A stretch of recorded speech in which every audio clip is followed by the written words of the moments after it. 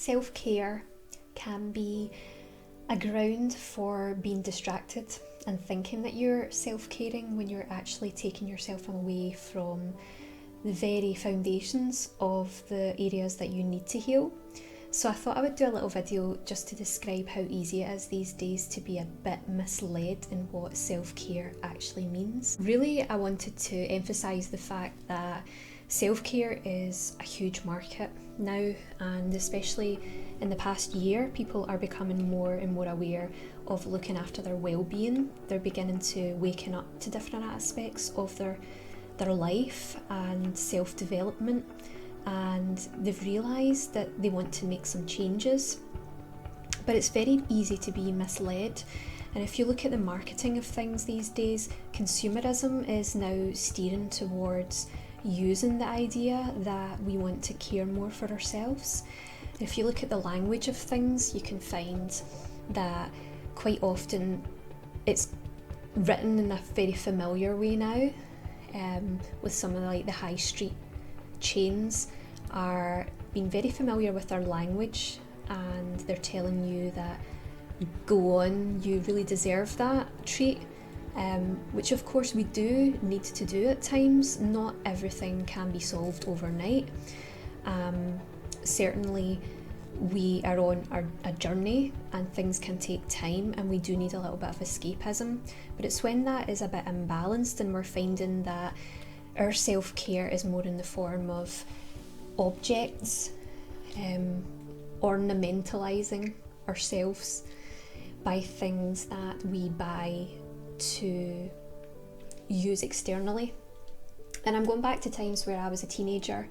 and older actually, and I would often end up at one of my close friends' houses. We went through the same things at the same time, all sorts of emotions and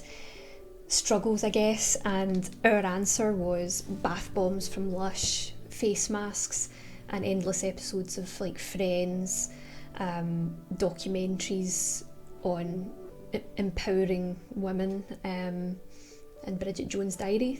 that kind of idea. And it isn't until you go through life a bit more and you realise that things can go in a cycle, until you can identify that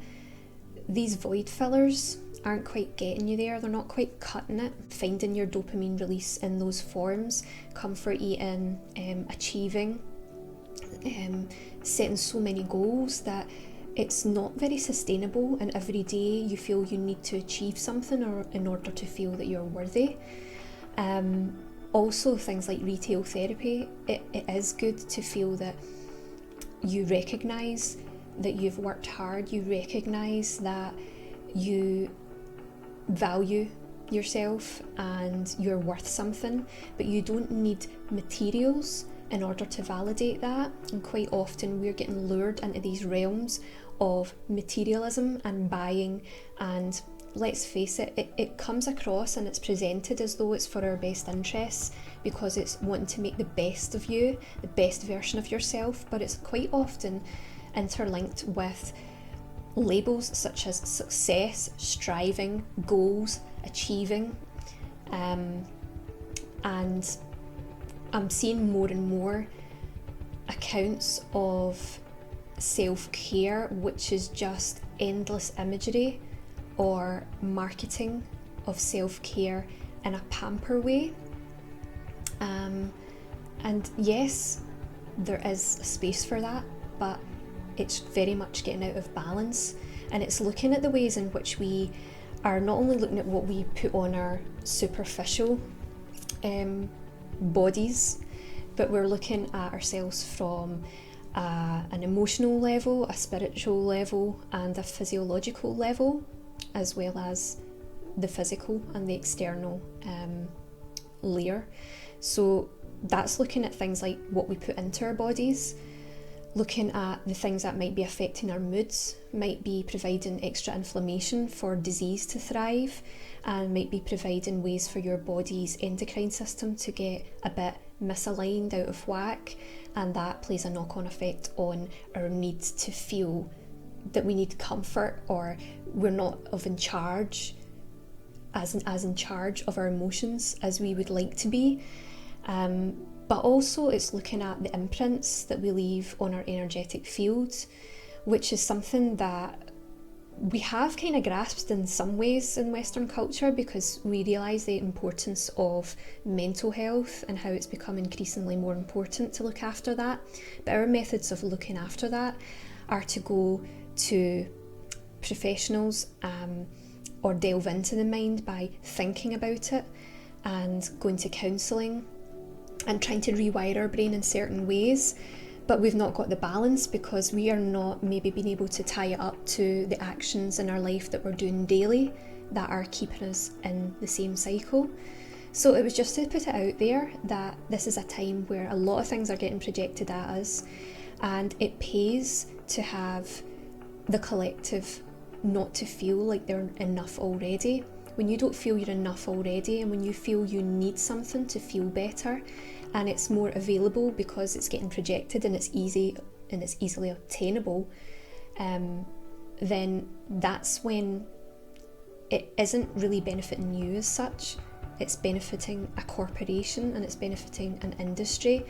and that might seem like an invisible force and something that's not related to human beings, but there are humans behind that and psychology behind that. And without getting into an argumentative zone and a blame zone, the humans who are involved with that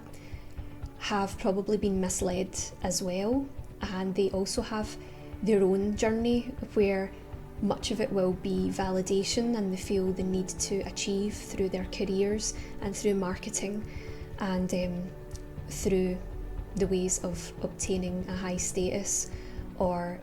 lots of money in the bank and lots of boxes ticked. So it's good to be aware of everyone's journey, but more than anything, just concentrate on looking within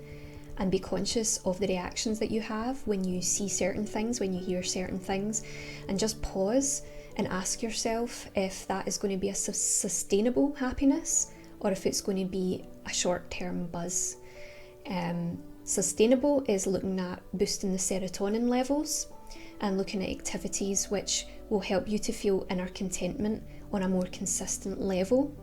And dopamine is more about quick thrills, that whole instant gratification,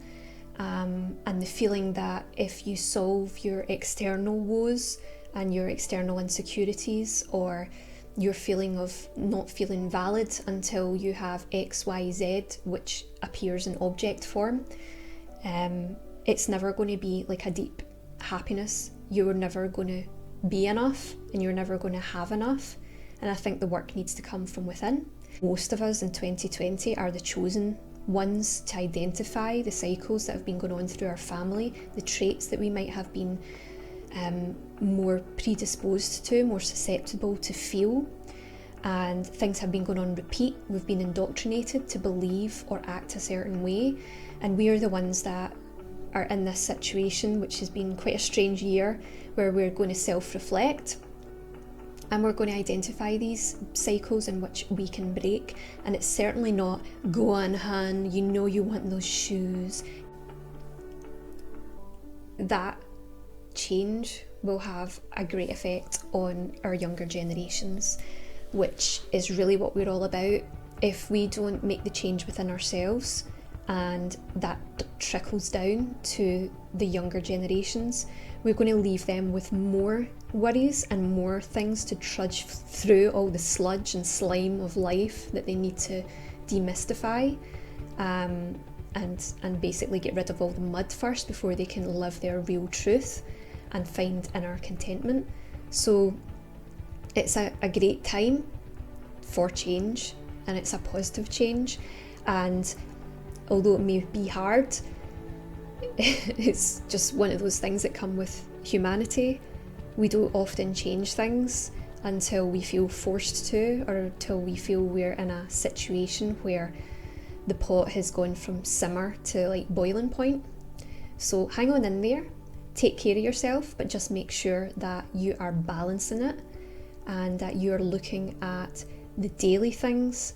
that play a part in your thought processes, your reactions, your impulses, and really are the foundations for a more sustainable contentment, and for you to feel assured that you're living your truth and you're happy living your truth and that you are indeed enough.